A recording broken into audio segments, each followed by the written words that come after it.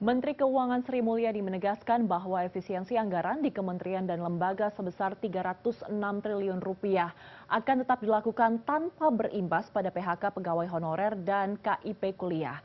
Sri Mulyani mengatakan efisiensi anggaran diterapkan pada kegiatan perjalanan dinas, seminar, dan kegiatan seremonial lainnya. Lalu apa dampak ekonomi dari kebijakan ini terhadap perekonomian Indonesia? Kita akan bahas sore hari ini bersama Mas Abra Talatov, ekonom Indef, dan pemirsa sebelumnya kami juga sudah berusaha untuk menghubungi pihak Kementerian Keuangan untuk bergabung dalam diskusi kali ini, namun pihak Kementerian Keuangan belum bersedia untuk bergabung. Langsung saja kita sapa Mas Abra, selamat sore, terima kasih atas waktunya. Selamat sore, Mbak Ayu. Baik, Mas Abra, jadi kita baru saja menyaksikan Menteri Keuangan sudah memastikan tidak ada PHK honorer, tidak ada pemotongan anggaran KIP, dan juga tidak ada pemotongan beasiswa. Tapi efisiensi harus tetap dilakukan. Apa yang kemudian harus menjadi perhatian dari pemerintah dalam pelaksanaan kebijakan ini? Ya, jadi yang pertama memang dinamika mengenai isu efisiensi APBN ini, ya sebetulnya kan dalam siklus anggaran kita, ya penyesuaian APBN itu kan sebetulnya sesuatu hal yang lazim. Seringkali kan pemerintah melakukan APBN perubahan, revisi APBN, ataupun di tahun-tahun belakangan ini dengan istilah automatic adjustment. Nah, tetapi memang di tahun ini memang ada hal yang cukup berbeda, di mana ya realokasi ataupun perubahan APBN itu dilakukan dengan menggunakan impres, ya instruksi presiden, yang kemudian sifatnya kombinasi antara top down dengan bottom up. Top down-nya adalah dari presiden ya sudah mengunci atau menetapkan ya anggaran yang harus diefisienkan itu sebesar 306 triliun. Nah, kemudian dilempar ke kementerian lembaga yang seluruh kementerian lembaga itu harus melakukan refocusing ataupun rekonstruksi. Nah, kemudian nanti mereka akan membahas dengan DPR dengan masing-masing mitra di komisi. Nah, tetapi kan yang menjadi perdebatan adalah kemudian Inpres ini ya seolah-olah tafsirkan berbeda oleh masing-masing kementerian lembaga, sehingga menimbulkan perdebatan, menimbulkan polemik karena akhirnya menjadi simpang siur yang diefisienkan ini komponen belanja dalam hal apa saja, yang meskipun di dalam Impres itu sebetulnya sangat jelas ya belanja-belanja apa saja yang dikenakan untuk efisiensi. Tetapi tadi lagi-lagi mungkin saya melihat ini menjadi pertanda bahwa koordinasi di internal pemerintah sendiri sepertinya dengan adanya Impres ini belum cukup siap, sehingga diterjemahkan oleh masing-masing kementerian lembaga itu dengan sudut pandang yang berbeda sehingga menimbulkan polemik sendiri. Dan yang kedua, di samping mungkin perbedaan persepsi yang berbeda di masing-masing kementerian lembaga, memang bisa jadi ini juga ada bentuk resistensi ya dari masing-masing kementerian lembaga untuk melakukan pengurangan anggarannya secara voluntary, sukarela. Dan itulah yang kemudian dibaca oleh presiden bahwa terlihat ada penolakan, ya bahkan ada perlawanan, disebut ada raja-raja kecil. Itu kan menjadi sinyal bahwa meskipun presiden sudah memberikan instruksi, ternyata dalam prakteknya masih ada resistensi dari masing-masing kementerian lembaga. Kemudian dipertegas lagi dan ya akhirnya karena presiden sudah memberikan sinyal kuat bahwa efisiensi ini tetap akan dilanjutkan dan tidak menyasar kepada aspek-aspek yang menjadi polemik, ya akhirnya kan masing-masing kementerian lembaga melakukan pembahasan dengan DPR gitu, Mbak. Oke, Mas Abra, begini, target dari efisiensi tahun ini kan jumlahnya sangat besar, hingga 306,69 triliun rupiah. Kalau dari sudut pandang Anda sebagai ekonom, sebenarnya yang possible pos mana saja, Mas, yang bisa dipotong tanpa dampak yang negatif, yang paling minim yang bisa dilakukan oleh pemerintah?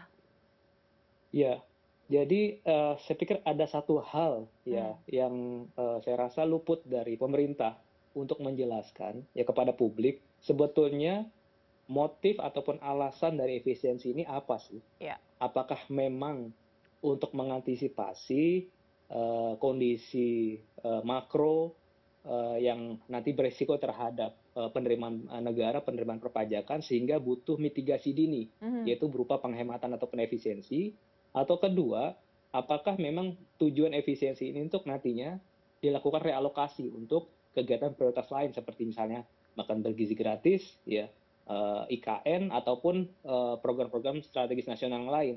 Nah, ini yang memang di awal tidak cukup jelas sinyalnya disampaikan ke publik, sehingga ya kita menduga-duga bahwa ini seolah-olah hanya beberapa kementerian lembaga yang dikurangi budgetnya, kemudian yang lainnya seolah-olah diistimewakan.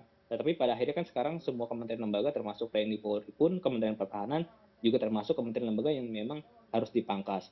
Nah, kalau eh, pagu 306,6 triliun yang nantinya diefisienkan, memang secara porsi terhadap belanja negara itu 8,5%. Betul. Ya, cukup signifikan Mhm, 8,5%. mhm. Tetapi saya melihat bahwa memang ini cukup cukup masuk akal ya pemerintah untuk melakukan efisiensi dalam konteks berjaga-jaga.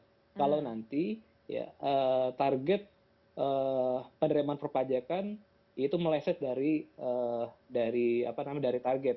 Karena kita melihat kinerja penerimaan perpajakan tahun lalu saja di tengah situasi yang relatif masih normal. mhm, Itu tahun lalu kita penerimaan perpajakan realisasinya hanya 96,7%. mmm, Masih ada shortfall sebesar 77,2 triliun. Nah, kondisi tahun 2025 ini kan ketidakpastian global juga semakin meningkat. Sehingga oke. memang saya melihat bahwa sepertinya ya Presiden memiliki pertimbangan ya untuk bisa menjaga-jaga supaya defisit fiskal kita di tahun ini tidak melebar di atas 3% terhadap PDB. Itu dari track record tahun lalu. Kedua, memang ini juga saya pikir dilatar belakangi karena adanya beban pembiayaan utang baik pokok maupun pembiayaan bunga utang yang besar selama Mmm, 10 tahun terakhir. mhm, Jadi dalam catatan saya ya, di era pemerintahan sebelumnya selama 10 tahun terakhir itu pembiayaan utang itu secara kumulatif mencapai 5.775 triliun dan pembayaran bunga utang pun akumulasinya sebesar 3.071 triliun. Dan oke. itu akibatnya adalah terjadi lonjakan kebutuhan untuk pembayaran bunga utang di Mmm, tahun ini dan juga termasuk pokok utang, sehingga porsi pembayaran bunga utang terhadap belanja negara kita dalam catatan saya itu terus meningkat. mmm, Jadi di tahun 2015 misalnya, porsi bunga utang terhadap belanja pemerintah pusat itu baru sebesar 11,2%. oke. Tetapi di tahun ini sudah mencapai 20,5%. Jadi ada Mmm, kenaikan 9%. mmm, Jadi APBN kita, belanja pemerintah pusat kita tergerus untuk membayar bunga utang. mmm, Dan kondisi ini akan terus meningkat karena pertama tadi defisit kita masih selalu ya dipatok di atas 2% terhadap PDB. Kemudian kedua, di tengah situasi likuiditas yang semakin ketat, ini kan beban untuk pembayaran bunga utang juga meningkat.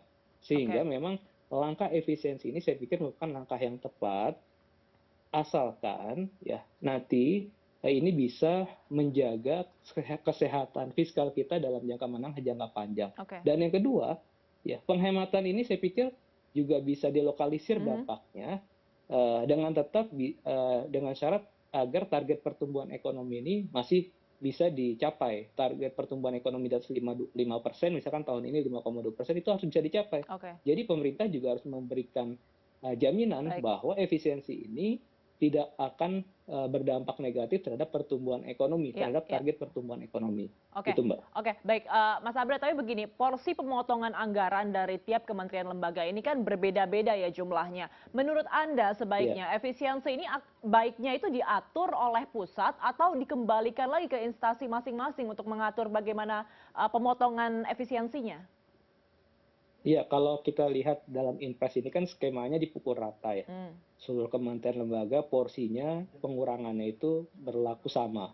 Nah, kemudian tapi kan nanti ada proses eh, apa proses diskusi ya rasionalisasi dengan masing-masing komisi di DPR. Tentu pada akhirnya kan nanti ini akan dihimpun lagi dihimpun diolah lagi di Kementerian Keuangan, ya akhirnya pada akhirnya nanti memang persentase efisiensi akan berbeda di masing-masing kementerian lembaga. Yang penting kan bagaimana masing-masing kementerian lembaga itu mampu merasionalisasikan ya untuk eh, me, apa, menetapkan anggaran yang dipertahankan itu terhadap output dan outcome. terutama terhadap target pertumbuhan ekonomi, terhadap target pembangunan nasional, penciptaan lapangan kerja dan sebagainya, target-target yang sudah disusun di RKP maupun di dalam RPJMN.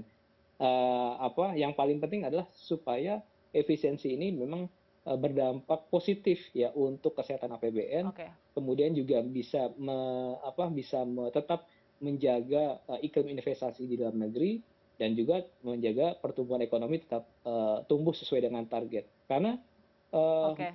suka tidak suka belanja pemerintah ini punya peranan yang cukup Hmm, signifikan Mbak, hmm, terhadap PDB kita. Tahun lalu misalnya hmm. porsi belanja pemerintah terhadap PDB itu 7,73%, bahkan tumbuh tahun lalu 6,6%, jauh tumbuh lebih tinggi dibandingkan pertumbuhan ekonomi maupun pertumbuhan konsumsi masyarakat yang Hmm. memang masih melambat di tahun lalu. Nah, konsumsi pemerintah ini kan sejauh ini masih menjadi andalan dalam menopang pertumbuhan ekonomi kita di tengah situasi daya beli yang masih melambat. Jadi memang Oke. kita berharap ya penghematan itu masih dilakukan secara realistis tanpa mengganggu target pertumbuhan ekonomi di atas 5%. Oke, baik, Mas Abra, terakhir mungkin boleh singkat saja, ini terkait dengan pernyataan Anda tadi, bagaimana belanja pemerintah terkait dengan PDB dari masyarakat, begitu kebijakan ini kan disinyalir akan memberikan multiplier effect terhadap beberapa industri, salah satunya adalah perhotelan dan juga restoran. Bagaimana Anda melihat dampak efisiensi anggaran ini terhadap pertumbuhan ekonomi Indonesia nantinya? Iya, ya memang betul, pasti ada implikasi juga ya penghematan ini terhadap beberapa sektor yang selama ini memang mengandalkan dari belanja pemerintah, misalkan tadi dari sektor akomodasi, karena di tahun lalu saja misalnya pertumbuhan sektor akomodasi, pertumbuhan PDB-nya itu tumbuh 8,5%, walaupun secara porsi terhadap PDB hanya 2,6%. Tetapi kan di sektor tersebut tentu juga banyak sekali tenaga kerja yang bergantung. Nah, tapi kan pemerintah tentu mestinya memiliki alternatif ya ketika belanja pemerintah ini dibatasi, ya artinya apa? Yang harus didorong bagaimana meningkatkan jumlah wisatawan baik di dalam negeri maupun dari mancanegara. Hmm. Jadi belanja pemerintah yang masih ada tadi juga di sektor yang terkait bagaimana caranya bisa menggait wisatawan mancanegara sehingga Hmm. nanti di sektor akomodasi mereka juga tetap masih bisa survive bahkan bisa tumbuh lebih tinggi lagi karena tadi adanya kaitan antara belanja pemerintah dengan output ataupun outcome yang bisa dicapai khususnya di sektor akomodasi maupun sektor pariwisata, gitu, Mbak. Oke, kita masih akan menunggu bersama bagaimana nantinya kebijakan efisiensi anggaran ini akan diterapkan teknisnya karena belum ada pengumuman yang resminya hingga hari ini dan juga kita berharap seperti kata Mas Abra tadi memberikan dampak positif bagi pertumbuhan ekonomi Indonesia bukan sebaliknya. Terima kasih telah bergabung bersama kami sore hari ini Mas Abra Talatov, Ekonom Indef. Selamat sore Mas, sehat selalu. Selamat sore, Mbak Ayu.